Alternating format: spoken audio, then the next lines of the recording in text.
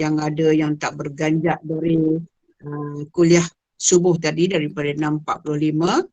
Jadi Alhamdulillah, dan yang lain insyaAllah akan masuk kemudian untuk kuliah. Jadi Alhamdulillah kita dapat berpagi-pagi lagi untuk memulakan amalan yang berkat dengan mengimarahkan taman ilmu yang penuh barakah ini. Di mana pun kita berada, insyaAllah moga-moga Tuhan berikan kita rahmat dan keberkatan berada di kuliah ilmu insyaAllah. A'udzubillahi minasyaitonirrajim. Bismillahirrahmanirrahim. Allahumma salli ala Muhammad wa ala ali Muhammad. Alhamdulillahi rabbil alamin. Wassalatu wassalamu ala ashrafil anbiya'i wal mursalin wa ala alihi wa sahbihi ajma'in. Allahumma innaka khallaqul azim, innaka sami'un alim, innaka ghafurur rahim, innaka rabbul arshil azim, innaka barul jawadul karim.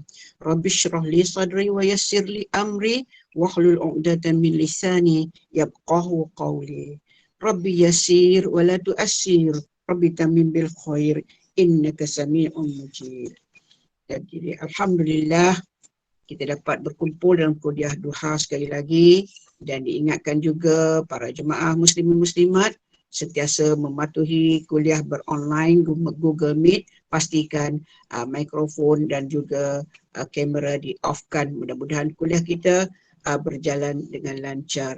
Jadi sebelum majlis dimulakan, marilah sama-sama kita membaca Ummul Kitab ila hadratin Nabi Mustafa Muhammadin sallallahu alaihi wasallam wa alihi wa ashabihi kiramil Fatihah. A'udzubillahi minasyaitonir rajim. Alhamdulillah.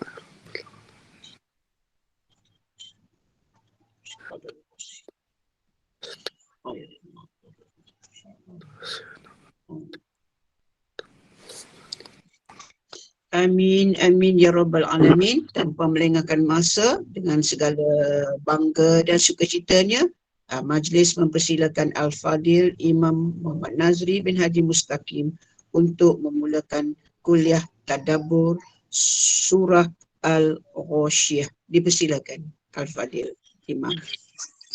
A'udzubillahi minasyaitonir rajim. Bismillahirrahmanirrahim.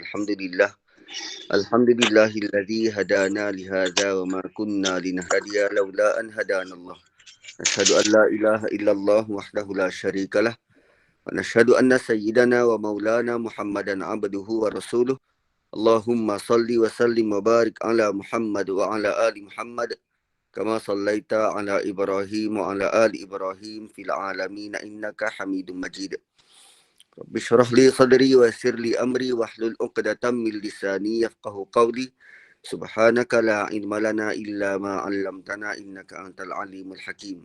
Assalamualaikum warahmatullahi wabarakatuh. Alhamdulillah, puji dan syukur buat dan milik Allah Subhanahu wa taala. Salawat serta salam kepada Rasulullah sallallahu alaihi wasallam, kepada ahli keluarga baginda, para sahabat dan mereka-mereka yang istiqamah di atas jalan dan mengikuti sunnah Nabi sallallahu alaihi wasallam sehingga hari kiamat. Tuan-tuan dan puan-puan, kita sambung suratul Ghasyiyah pada ayat yang ke-17. Afala yanzuruna ilal ibili kaifa khuliqat. Semalam kita lalui bagaimana penceritaan tentang syurga dan neraka Allah Subhanahu wa taala. Dan kalau kita perhatikan apa yang diceritakan berkaitan dengan neraka, ia adalah tentang kesukaran untuk penduduknya mendapatkan basic needs. Perkara paling basic dalam kehidupan ialah makan dan minum, terutamanya air. Kita baca di hujung surah Mulk kan, qul ara'aitum in asbaha ma'ukum ghawra faman ya'tikum bima'in ma'in. Di dunia lagi Allah sudah nyatakan, apa pendapatmu kalau kami keringkan air tawar ataupun air yang boleh diminum. Siapa yang boleh datangkan air sebagai ganti apa yang Allah berikan pada kamu? Dan sama juga macam makanan, makan dan minum ini adalah perkara paling asas, dan manusia tak mungkin boleh hidup tanpa keduanya. Manusia tak mungkin boleh hidup tanpa keduanya. Tapi bila cerita tentang syurga, Allah langsung tidak cerita tentang makan dan minum. Allah tak cerita tentang makan dan minum.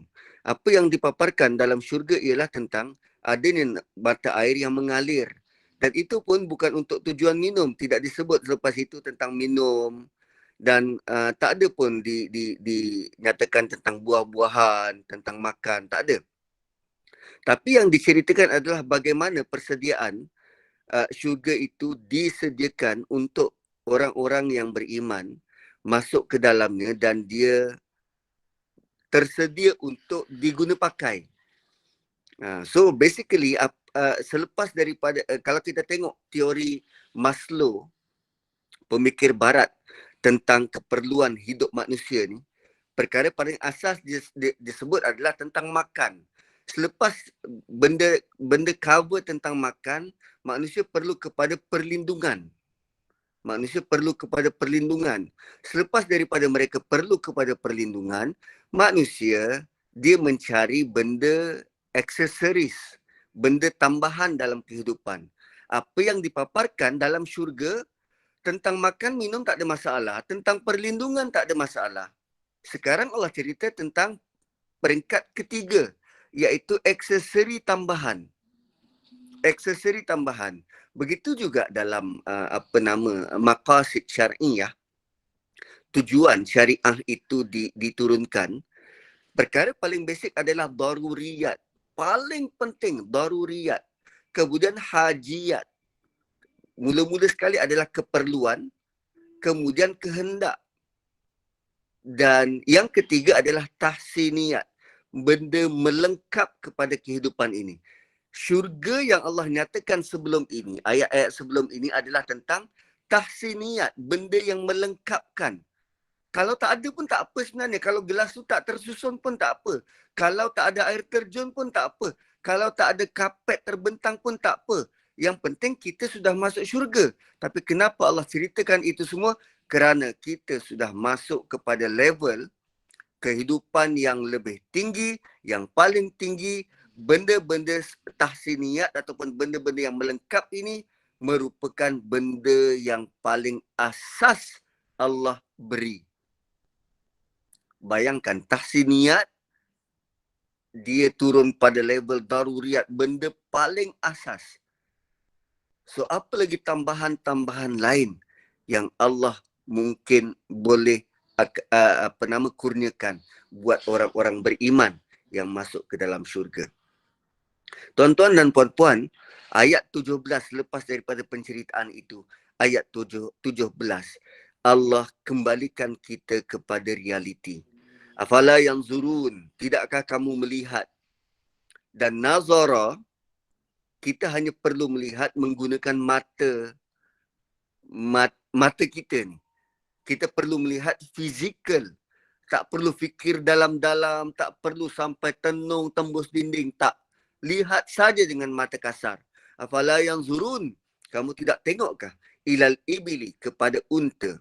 Kaifa khuliqat, bagaimana kami ciptakan unta? Lalu ulama-ulama tafsir, terutama Ibnu Katsir contohnya. Ibnu Katsir menerangkan tentang sungguh unta itu haiwan yang menakjubkan, bentuknya aneh, kuat dan keras. Sekalipun begitu ia jinak, boleh mengangkut barang. Semua itu dinyatakan dalam bentuk apa perhatian kita terhadap unta. Tapi yang saya nak bawa adalah kenapa Allah datangkan unta? Kenapa tiba-tiba unta? Dan kalau kita perhati kehidupan unta ni, selain daripada ciri-ciri yang Allah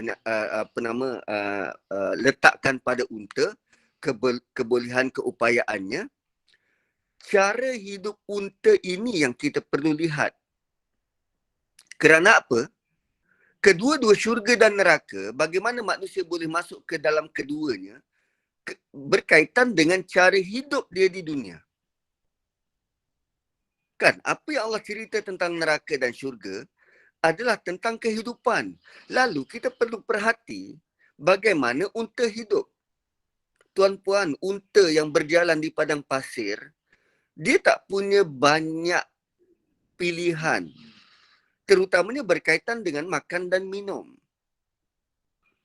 Kalau kita yang naik unta berjalan di padang pasir, kita tentu akan sediakan bekalan makanan untuk kita. Dan kita tak sediakan untuk unta sekali. Kan? Sama macam penunggang kuda. Yang pergi maraton kuda ke berperang kuda. Dia tak bawa sekali makanan untuk kuda atau air untuk kuda. Tak. Baginya itu sudah cukup membebankan. Dia bawa makanan untuk diri dia sendiri. Lalu unta ni dia makan apa? Dia minum apa? Air kuku? Tidak. Kalaupun berjalan di padang pasir, jumpa dengan oasis, tasik yang terbentang di tengah padang pasir, dia minum air tu, dah tentu air musyammas. Air yang dipanah pancaran matahari, air panas. Cuba tengok pilihan ahli neraka. Apa air yang terhidang untuk mereka? Air yang menggelegak. Air yang menggelegak, air panas. Sama seperti ahli neraka, tak ada pilihan air lain, unta juga begitu. Lalu bila Allah sebut, afala yanzuruna ilal ibili kaifa khuliqat, maka kafir Quraisy yang mendengar ayat-ayat ini terus dapat relate. Sebelum ini Allah sebut tentang ahli neraka yang tak ada pilihan makan dan minum. Sekarang Allah kata unta, maka mereka melihat unta dan terus sedar. Unta juga tak ada pilihan makan dan minum tatkala mereka bermusafir. Dan unta kalau dia makan, dia akan pilih makanan. Dia hanya ada pilihan buah-buah seperti dhari, buah daripada pohon berduri, buah daripada kaktus. Dan itu lazimnya yang berlaku. Sebab tu unta ni bibir dia tebal. Bibir dia tebal. Dan kalau ikut besarnya badan unta tu, setakat makan 2-3 biji buah tu, mengenyangkan ke? Boleh jadi alas perut ke? Tidak. So, memandang unta sebagai tanda, memandang unta sebagai sign, memandang unta agar kita dapat relate kehidupan di akhirat, itu sudah cukup menguntungkan, mendatangkan rasa insaf kepada diri. Dan itu sudah sangat baik agar kita terus-menerus kuat ingatan terhadap akhirat, maka akhirnya akan terserlahlah takwa dalam diri. Kita mula akan berjaga-jaga. Melihat unta selepas ini bukan saja sekadar unta, tetapi ingatan pada akhirat. Begini sepatutnya kita gunakan mata. Tatkala melihat apa yang ada depan mata, kita bukan hanya nampak fizikal benda itu, tetapi ingatan yang kuat pada akhirat. So Allah suruh pandang unta bukan sekadar pandang apa keistimewaan dia, tapi ada connection dengan akhirat. Sama macam bila Allah sebut tentang fiha sururum marfu'ah. Padanya ada tempat-tempat duduk yang tinggi, yang ditinggikan.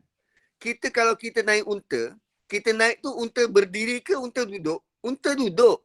Dan tatkala kita duduk belakang unta, apa berlaku? Tempat duduk tu, unta yang kita duduk akan bangun. Bukankah itu bentuk ayat ni?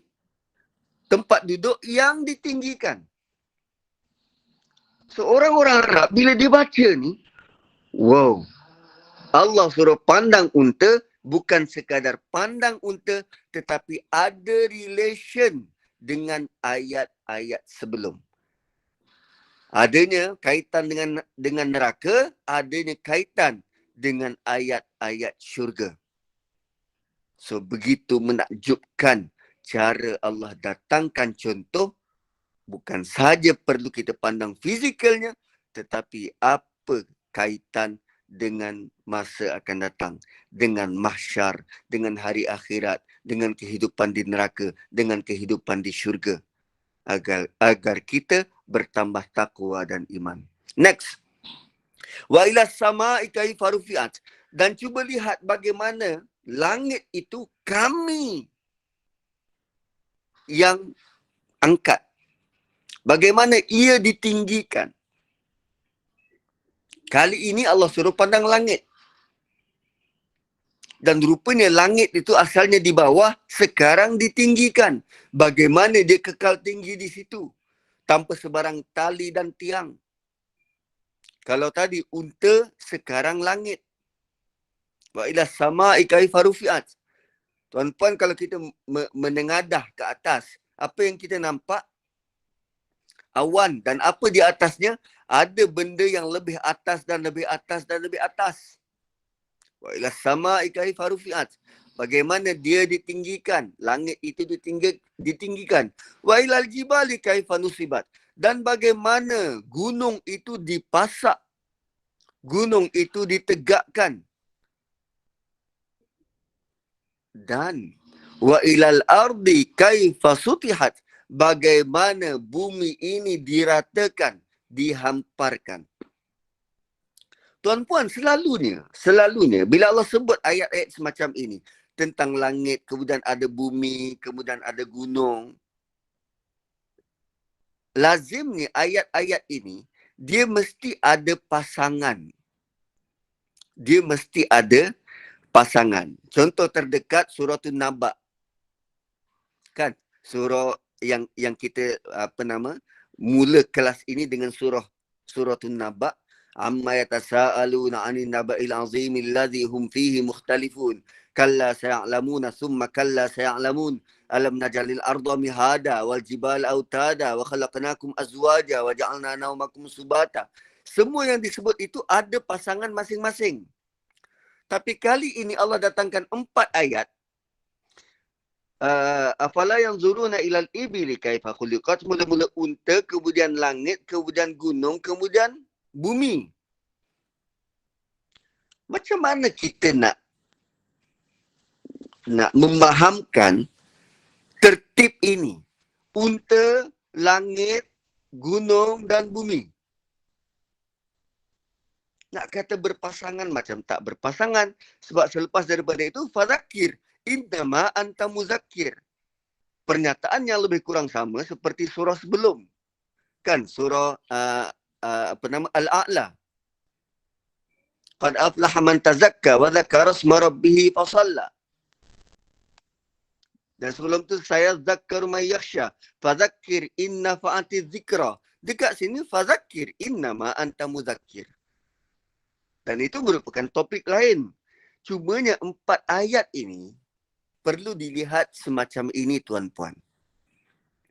Orang-orang yang datang solat raya bersama dengan Nabi bukan hanya penduduk Madinah. Tetapi banyak yang datang itu dalam kalangan sahabat yang hidup di luar dari kota Madinah. Yang perjalanan untuk sampai ke kota Madinah mungkin makan masa seminggu, mungkin 2 minggu, mungkin sebulan, mungkin 2 bulan, kadang berbulan-bulan. Datang ke kota Madinah semata-mata nak solat raya bersama dengan Nabi SAW. Datangnya sebelum Ramadan, nak sambut Ramadan bersama dengan Nabi. Selepas solat, maka mereka pun balik ke kampung halaman masing-masing. Dan kenderaan utama pada waktu itu selain daripada keldai, unta digunakan. Maka sepanjang jalan, mereka bersama dengan unta. Lalu bila balik ke kampung halaman, bila berjalan, maka jangan sia-siakan peluang itu tanpa berbuat apa-apa. Allah suruh perhati. Allah suruh tengok unta. Sedang berjalan menaiki unta mungkin atau berjalan di samping unta. Cuba tengok unta yang kamu bawa tu. Cuba tengok unta yang kamu bawa. Perhatikan dia supaya masa berjalan, berminggu-minggu, berbulan-bulan, tidak dihabiskan hanya dengan menung kosong. Kan kita kadang kalau bermusafir naik kereta, apa yang kita buat? Kita borak. Kalaupun kita tak borak, kita tidur. Kalaupun kita tak tidur, kita hanya tengok pemandangan dekat luar kereta dan pandangan kita kosong. Hanya nampak, ada air terjun lah. Cantiknya Gunung Kinabalu. Kita hanya, kan kalau lalu jalan Kundasang tu, kita hanya mengagumi cantiknya Gunung Kinabalu, tapi kekaguman itu tak sampai pada Tuhan, tak sampai pada akhirat, hanya berhenti di situ. Sekarang ni Allah suruh tengok tanda itu, cuba tengok unta. Tak sama ke dengan ayat sebelum ni? Tak sama ke dengan kehidupan dekat neraka? Tak sama ke dengan kehidupan di syurga? Tak kala orang-orang ini tengok unta, sekian lama tengok unta, dah. Kalau dah bosan tengok unta, dah habis tengok unta, cuba tengok langit. Apa yang kamu boleh perhati dengan langit? Macam mana dia diangkat? Fikirkan tentang langit itu.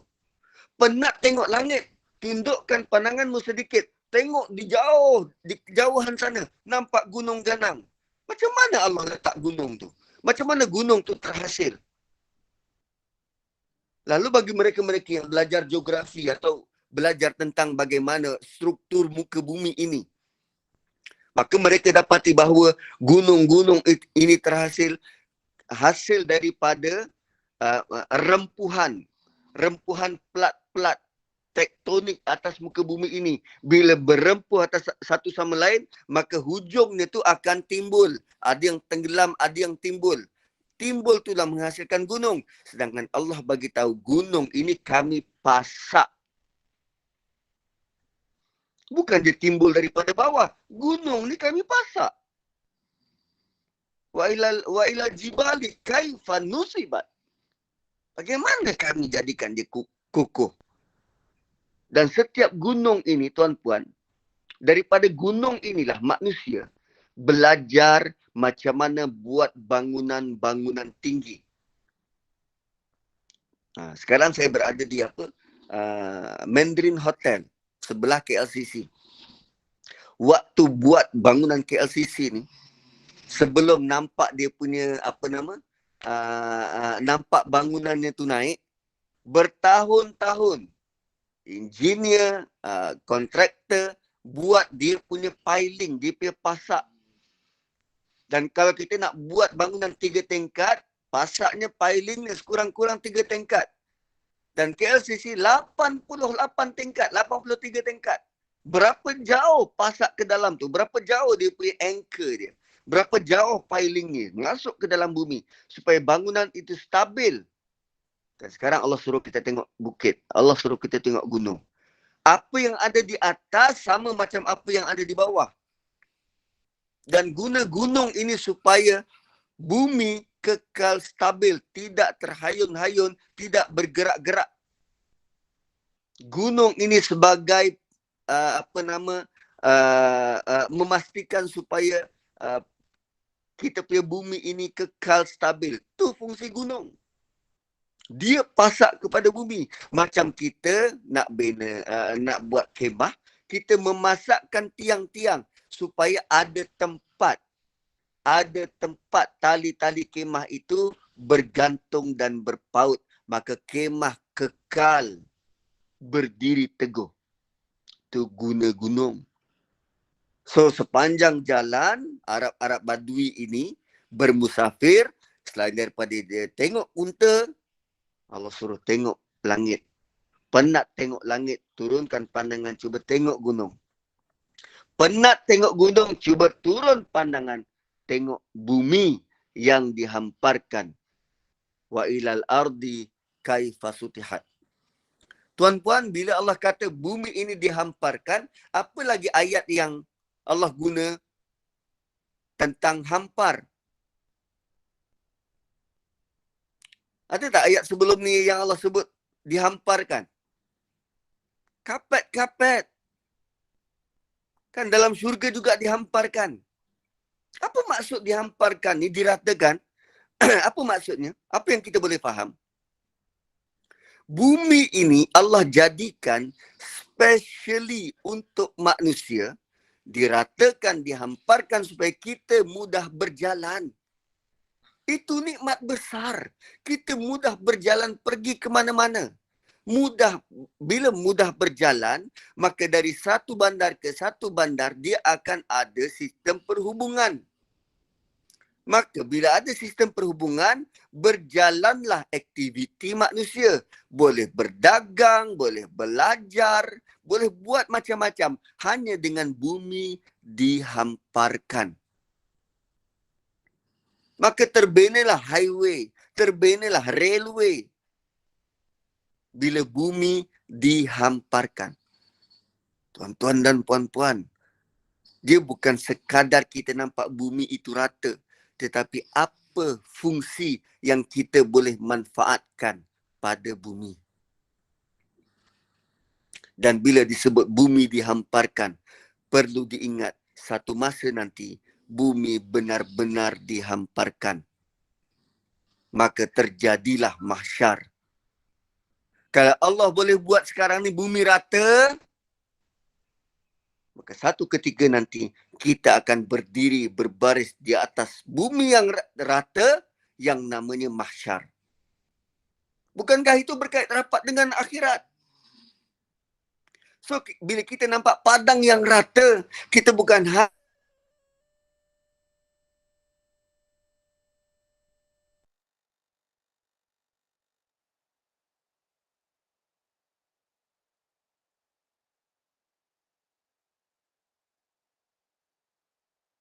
hanya lihat, oh ini ada potensi kita nak buat padang teh ke. Dan sekarang ni kita menghampiri musim haji. Kita dah masuk dah musim haji. Dan ramai dalam kalangan rakan-rakan kita, orang-orang yang kita kenal, dapat Allah jemput untuk pergi ke sana. Dan ada satu tarikh nanti pada 9 Zulhijjah. Semua manusia yang pergi haji akan berhimpun wukuf di Arafah. Satu tanah lapang. Dan apa perlu dibuat di situ? Munajat dan mohon doa pada Allah di tanah lapang. Tinggalkan yang lain, tinggalkan saudara, tinggalkan kawan-kawan, tak berborak-borak.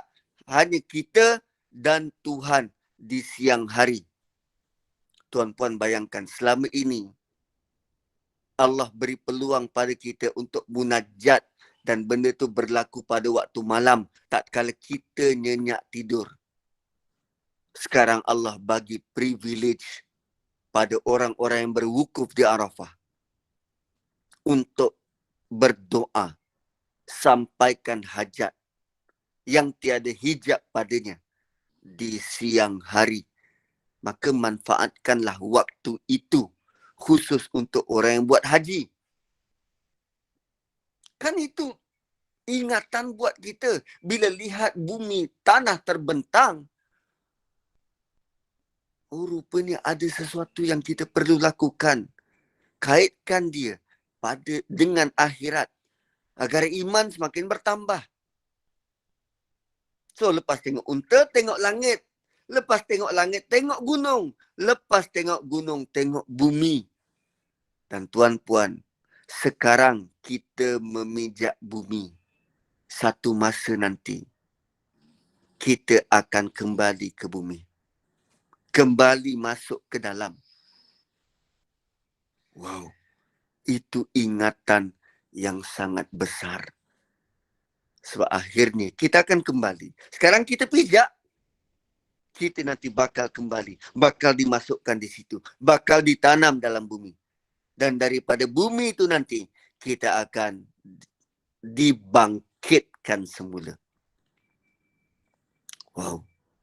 So rupanya ayat-ayat ini bukan sekadar ayat-ayat yang kita perlu lihat. Tetapi bila kita kaitkan dengan akhirat, dia merupakan ayat-ayat yang menginsafkan. Fadzakir, maka beringatlah atau berilah ingatan. Kan 4 ayat yang simple, kita dah tahu.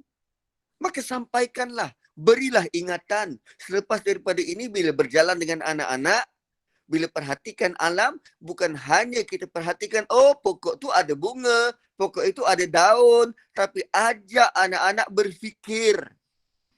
Kenapa Allah ciptakan pokok semacam ni? Apa fungsi dia? Pokok yang subur, ibarat kita mengeluarkan kata-kata yang subur. Kata-kata yang baik. Perkataan yang baik itu ibaratnya macam pokok yang subur. Akarnya jauh masuk ke bumi, dapat garam galian yang baik, maka tumbuh pokok tu subur. Macam kita, kalau kita sebut perkataan yang baik, dia akan hasilkan benda yang baik. So anak-anak, tolong jaga perkataan masing-masing. Jangan dipenuhi dengan kata cacian dan makian. Sebab kata-kata cacian dan makian takkan hasilkan pokok yang subur. Fazakir, beri peringatan, sampaikan. Innama anta muzakir. Allah bagi tahu pada Nabi SAW terutamanya, anda ni, engkau ni wahai Muhammad, orang yang beri peringatan. Maksudnya apa? Kalau tugas kita bagi peringatan, stick with that. Kekal dengan begitu. Jangan pandai-pandai menghukum orang. Kita bukannya bertugas untuk bagi hukuman pada orang. Nabi tidak menghukum orang. Nabi hanya sampaikan peringatan. Kita hanya sampaikan maklumat. Kita hanya beri ingatan supaya dia beringat. Supaya hatinya tersentuh. Sungguh kamu hanya beri peringatan. Fadzakir. Innama anta muzakir lasta alaihim bimusaitir. Kamu tak ada kuasa untuk paksa mereka. Yakni Nabi Muhammad tidak boleh, tidak bisa memaksa mereka untuk beriman. Bagi peringatannya. Sebab untuk anak-anak kita faham, sedar, insaf, dapat hidayah, itu di bawah takluk kekuasaan Allah. Kita hanya bagi jalan, kita dorong, kita ajar dia cara berfikir, kita nak invoke dia punya emosi supaya dia sedar. Kita tak boleh paksa dia. Ibadah, ya. Pada usia sekian perlu suruh. Pada usia sekian boleh dihukum. Tetapi akidah, kepercayaan, cara berfikir, cara menakul, cara nak connect, tak boleh paksa. Saya tak boleh paksa bonda untuk setuju dengan apa yang saya cakap. Tak. Apa yang perlu saya buat adalah pujuk. Apa yang saya perlu buat adalah datangkan fakta. Apa yang perlu saya buat adalah sentuh emosi. Lasta alaihim bimusaitir. Kamu bukanlah orang yang berkuasa atas mereka. Kamu tak boleh paksa. Dan illa man tawalla wa kafar. Ingatan-ingatan itu memberi bekas, memberi kesan kepada orang yang nak ikut. Tapi kalau dia tak nak ikut, kalau dia tawalla, berpaling, kalau dia tak nak beriman, peringatan tu tak bawa apa-apa. Kalau dia hanya nak cari salah, peringatan tu tak berkesan. Peringatan ni hanya berkesan kepada orang-orang yang nak. Dan Allah bagi exceptional kat sini. Illa man tawalla wa kafar. Kecuali bagi orang yang berpaling atau orang yang enggan, orang yang engkar. Wa yu'adzibuhullahu fayu'adzibuhullahul azabal akbar. Dan Allah tanpa bertangguh bagi tahu pada kita, orang-orang yang enggan, orang-orang yang kufur, orang-orang yang berpaling ini, maka Allah akan azab mereka dengan azab yang besar. Tadi Allah kata pada Nabi SAW apa? Kau bagi dia ingatan, kau tak ada kuasa. Kau tak ada kuasa. Dan kau tak boleh hukum. Yang boleh hukum siapa? Allah. Fayu'adzibuhullah. Kalau dia berpaling, serahkan pada Tuhan. Kalau dia berpaling, tak nak ikut, serahkan pada Tuhan. Allah akan azab dia. Dan azab dia, al-azabal akbar. Azab yang paling besar. Tuan-puan, sebelum ni ada tak Allah sebut tentang azab yang paling besar? Ada tak dalam surah Al-A'la? Alladhi yaslan naral kubra. Al-kubra.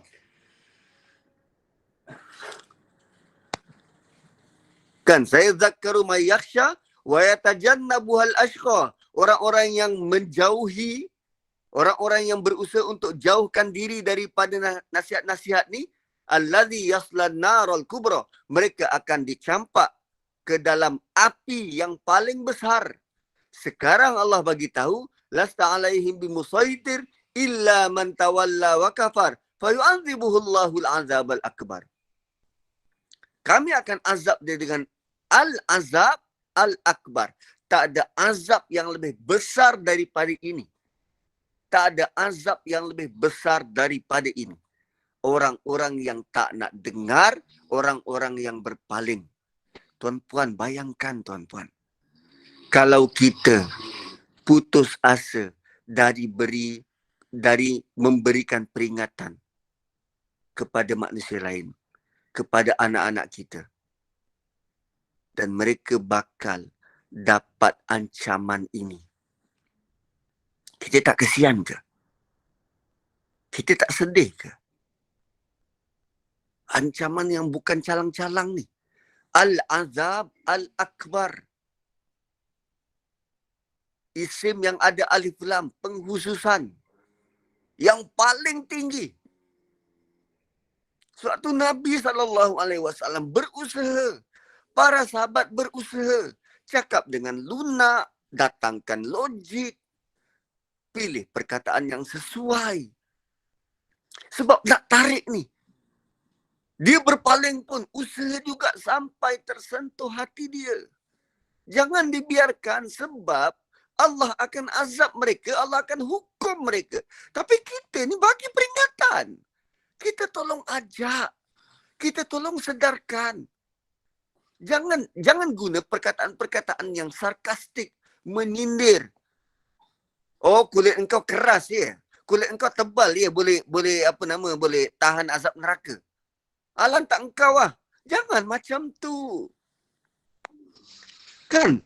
Fazakir innama anta muzakir. Berilah peringatan sebab engkau punya tugas memang beri peringatan. Kita ni tugas kita hanya beri peringatan.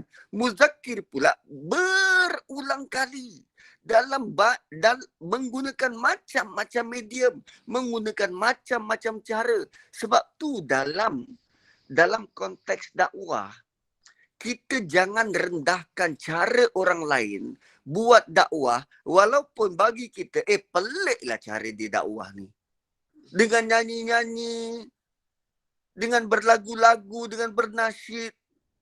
Kita tak pandai menyanyi. Lalu kita janganlah condemn orang yang menyanyi tapi dalam masa yang sama dia cuba ajak orang untuk buat baik. Jangan condemn. Sebab itulah cara dia. Dan dia dengan cara itu, dia boleh penetrate, dia boleh masuk ke dalam kepala orang-orang yang tak boleh nak terima ustaz-ustaz dan ustazah bercakap ni. Dia boleh masuk dalam kalangan anak-anak muda yang jauh daripada surau, yang jauh dari masjid.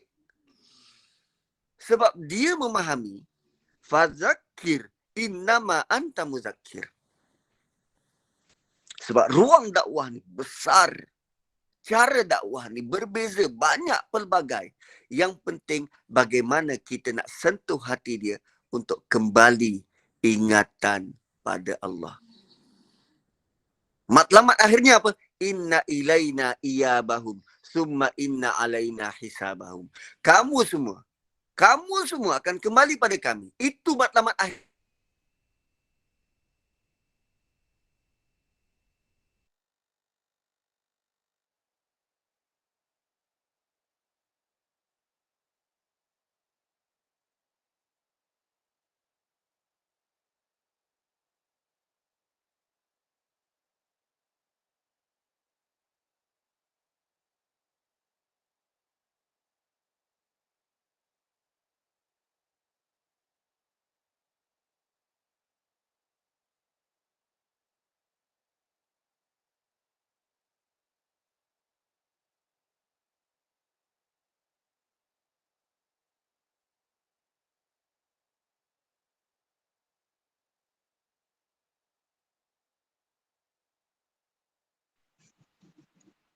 Suara Ustaz hilang ke?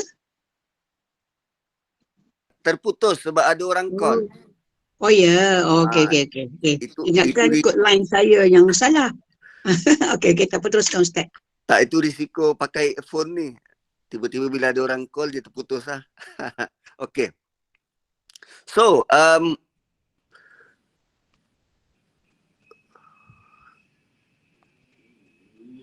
okay, kemudian boleh nampak ke skrin? Boleh Ustaz, boleh Okay. insya-Allah. Inna ilaina iyabahum. Matlamat akhir kita ialah kita akan kembali pada Tuhan. So daripada awal surah ini sampailah ke ayat yang ke-25 ini. Sampailah ke ayat yang ke-20 ini, 25 ini, Allah nak ajar kita, nak ajak kita cara berfikir yang betul. Apa pun yang kita buat, apa pun yang kita lihat, apa pun yang kita lakukan, berdiri ke, duduk ke, kita kena ada kesedaran penuh bahawa kita akan kembali pada Tuhan. Kita perlu ada kesedaran penuh bahawa kita akan kembali pada Tuhan. Kalau kita ada kesedaran itu, tuan-puan rasa nak makan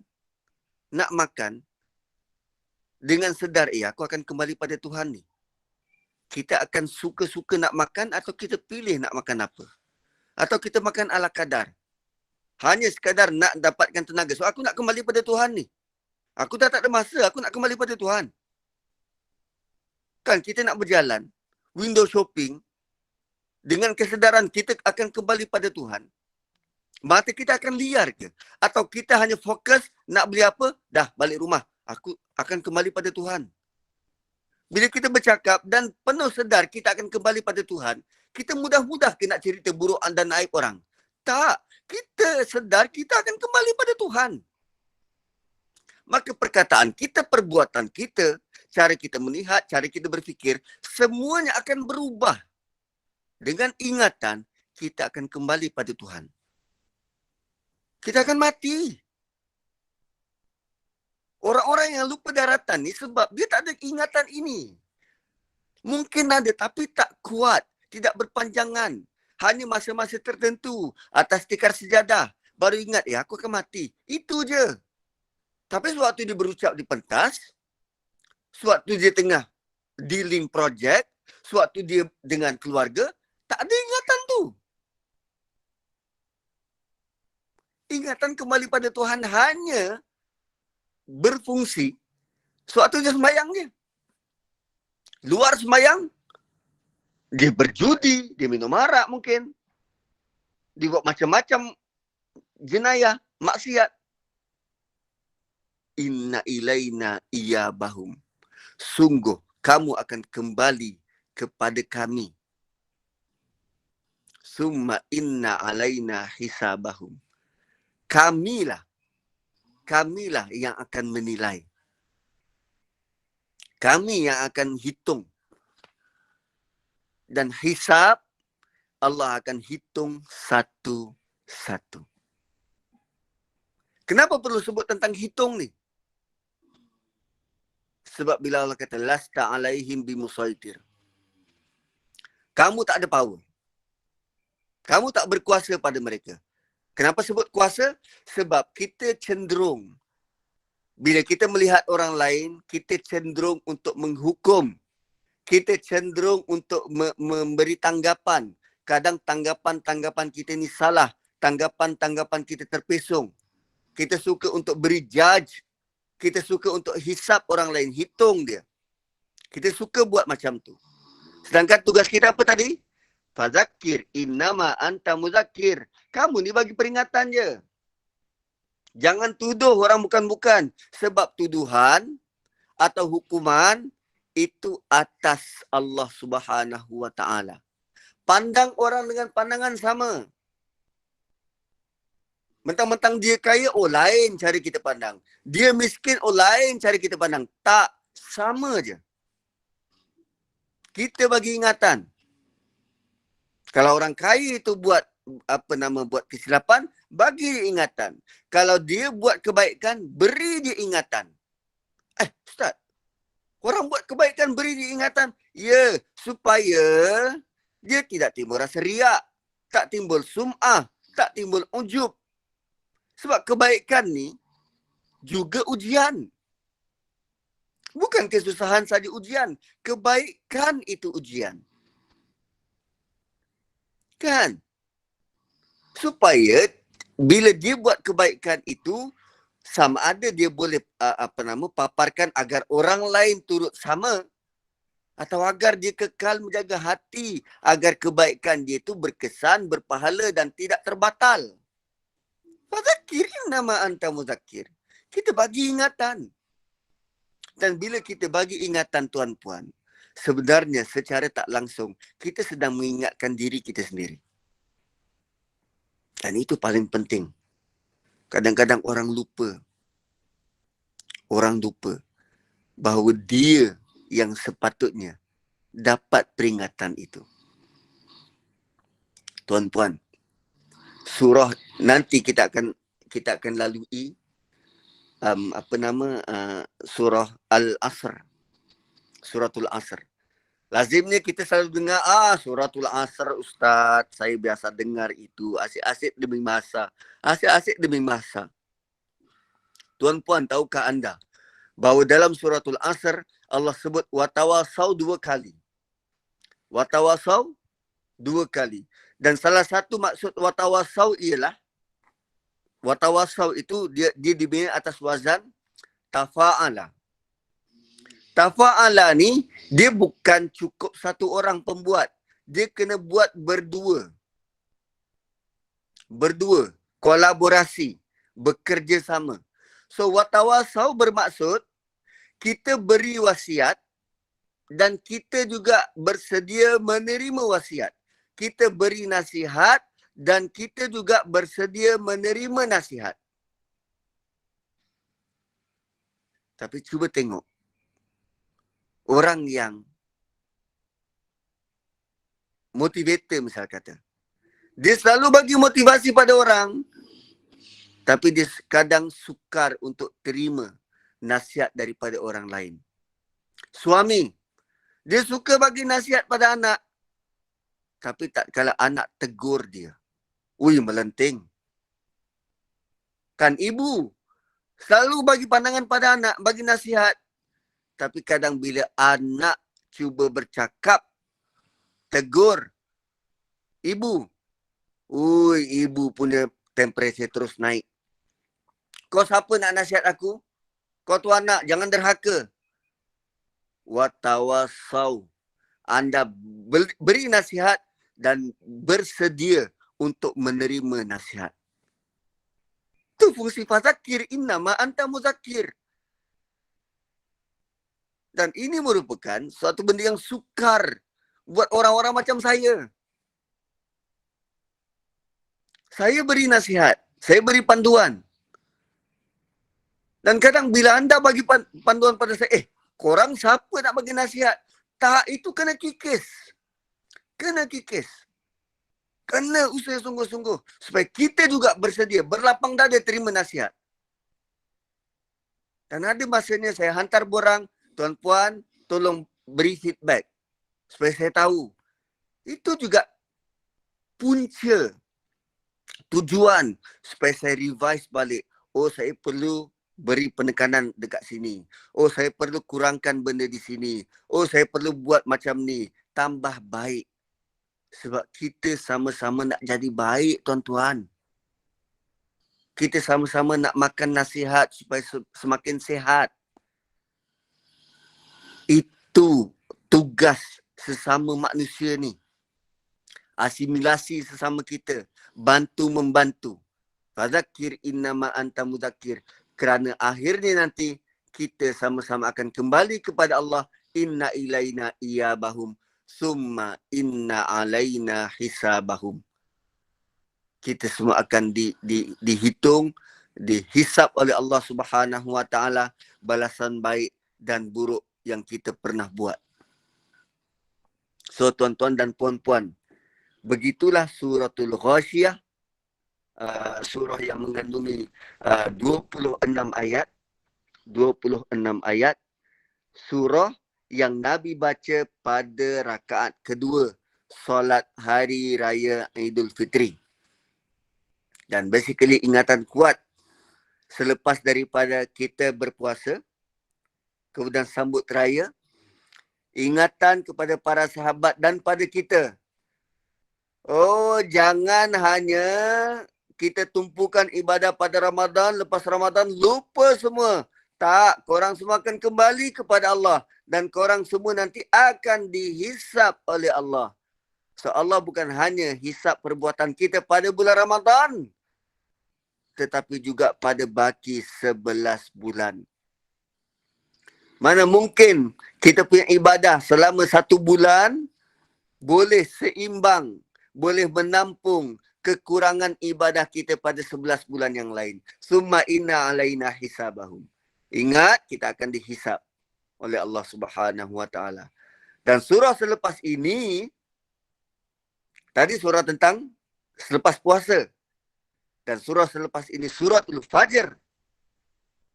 Allah bawa perhatian kita kepada ibadah haji. Ibadah haji.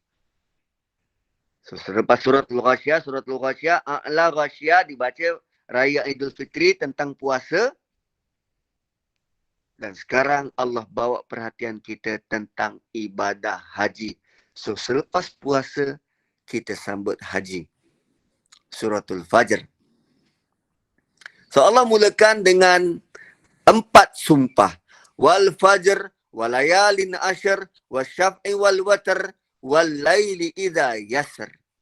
4 sumpah.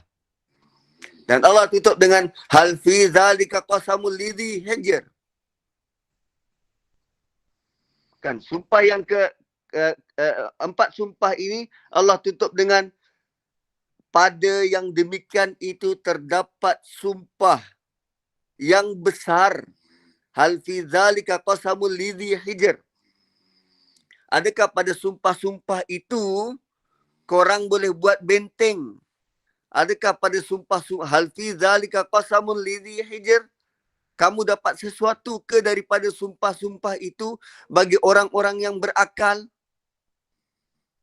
Ada 4 sumpah. Lalu sekarang ni kita nak tengok apa 4 sumpah ni. Sebab ayat kelima Allah bagi tahu pada setiap sumpah tu korang dapat apa-apa ke? Korang dapat manfaat ke daripada sumpah yang 4 sebelum ni kami bagi? Lidhi hijr, bagi orang yang berakal. Dan lazimnya berakal ni kan di translation orang-orang yang berakal. Sedangkan hijr ni kata akar dia batu. Batu. Hajar aswad. Kan batu. Tapi kenapa ditranslate sebagai orang yang berakal? Kenapa Allah tidak sebut hal fi zalika qasamul lidhi aqlin? Orang yang ada akal. Kenapa hijir? Hijir adalah batu. Dan batu digunakan untuk apa? Kita susun untuk bina dinding. Untuk kita bina tembok. Kan hijir kan untuk bina tembok, bina dinding. Supaya ada batas. Supaya ada batas. So artinya membatasi. Kerana seseorang itu yang menjaga akalnya akan terbatas dari buat benda yang buruk dengan akal dia. Oh rupanya kita perlu bina benteng. Sebagai bina hijir ni, bina benteng. Untuk jaga diri kita daripada melampau. Macam mana nak bina benteng? Sekarang kena tengok sumpah-sumpah yang Allah buat. Bukan tengok sesumpah, tak. Tengok sumpah, ada 4 sumpah. Sebelum ayat ni, sebelum ayat 5. Oh, begitu. Sama ni kita nak baca wal fajr wal layalin ashar wasyafi wal watar wal laili idza yasar hal fi dzalika qasamul lidhi hijr. Baca dengan kosong, tak pernah tahu pun. Oh, rupanya Allah bagi tahu kamu perlu buat benteng. Perlu susun batu-batu ni. Perlu susun batu-batu supaya kamu terbenteng. Dan bila ada benteng, kamu tak akan melampau batas.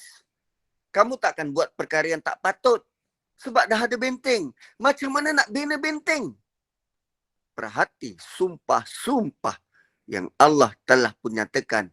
Ada 4 sumpah di awal surah Hijr. So, tuan-tuan dan puan-puan, itu antara cara untuk kita baca dan lihat Quran. Kan? Sementara kita, selain daripada kita baca tafsir, dia juga sangat banyak membantu kita untuk melihat bentuk-bentuk ataupun cara kita melihat Quran. So, Hijr diterjemahkan sebagai Zu Iqal. Disebut dengan Iqal. Apa Iqal? Artinya menahan. Kerana akal yang benar akan menahan seseorang dari perbuatan buruk dan melakukan perbuatan yang tercela dan tidak senonoh.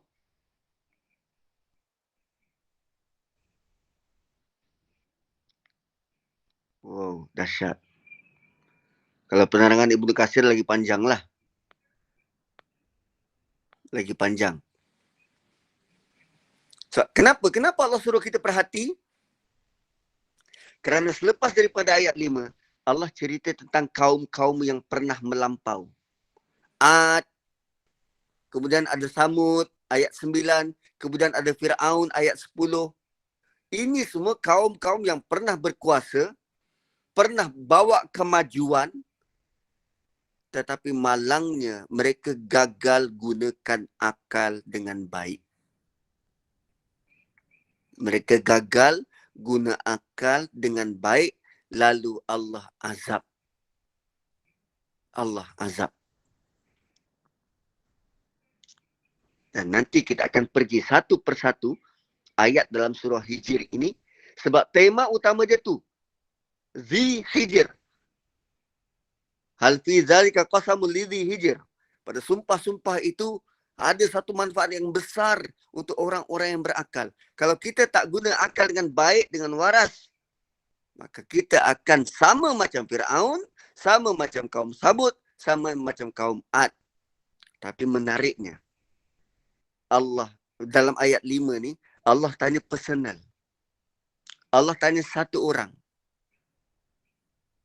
Tapi kesan dia, Allah datangkan contoh sebuah bandar atau sebuah negara atau sebuah kaum. Satu kaum bukannya satu orang, tapi ramai orang. Ingatan yang Allah beri pada setiap individu. Kerana kalau satu orang individu salah cara berfikir, dia akan memberi kesan kepada individu-individu yang lain. Kalau satu orang individu tidak berusaha untuk jadi fadzakir innama anta muzakkir ini, maka ada orang lain yang tak dapat manfaat daripada peringatan, lalu dia tidak bina hijir untuk diri dia dan dia mudah melampau, dan kesan dia buat perkara yang melampau ini akan mengakibatkan menjejaskan kehidupan orang lain. Itu pentingnya Quran dibaca dan bagaimana kita boleh kaitkan antara satu ayat dengan ayat yang lain. Penting kita bagi nasihat untuk betul cara dia berfikir. Salah cara dia berfikir akan bawa impak pada orang lain. Last, cerita Mat Kilau. Hari kedua ditayangkan 2.8 juta.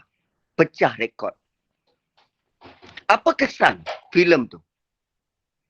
Ada seorang anak remaja bercakap dengan cikgu dia. Cikgu, saya rasa nak belajar silat kerana saya tonton cerita Mat Kilau. Tuan-puan, nasihat yang baik akan mendatangkan keinginan luar biasa. Akan mendatangkan tindakan-tindakan. Bayangkan kalau kita berjaya bawa nasihat yang baik sehingga orang lain boleh berubah, berusaha nak buat apa yang kita nasihatkan. Ui, tuan-puan.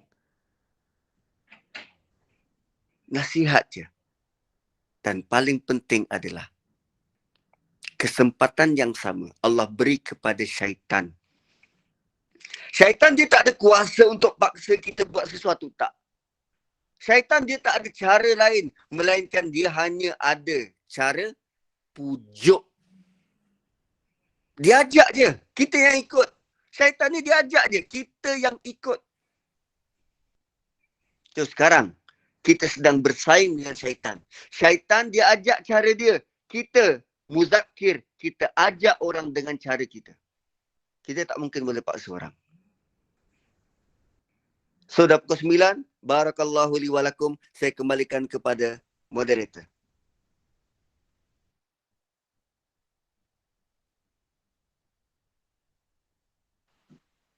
Ya.